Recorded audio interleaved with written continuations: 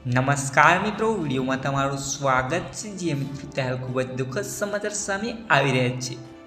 જ્યાં મિત્રો ગત રાતે વરિષ્ઠ નેતા અને પૂર્વ મંત્રીની તબિયત લથડતા તેમને હોસ્પિટલમાં દાખલ કરવામાં આવ્યા હતા, પરંતુ આજે સવારે 6:30 વાગ્યાની આસપાસ તેમના નિધનના સમાચાર સામે આવ્યા છે।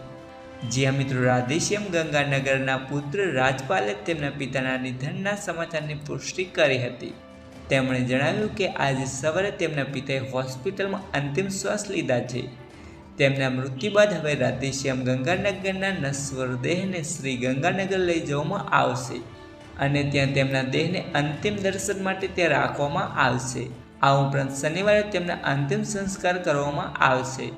આ સમાચાર ભાજપ માટે ખૂબ જ ખરાબ છે અને તેમના નેતૃત્વમાં રાજસ્થાનમાં ભાજપનું નામ ઘણું આગળ લાવ્યા હતા। આ અગાઉ રાધેશ્યામ કોંગ્રેસમાં હતા, પરંતુ વર્ષ 2008માં તેઓ કોંગ્રેસ છોડીને ભાજપમાં જોડાયા હતા।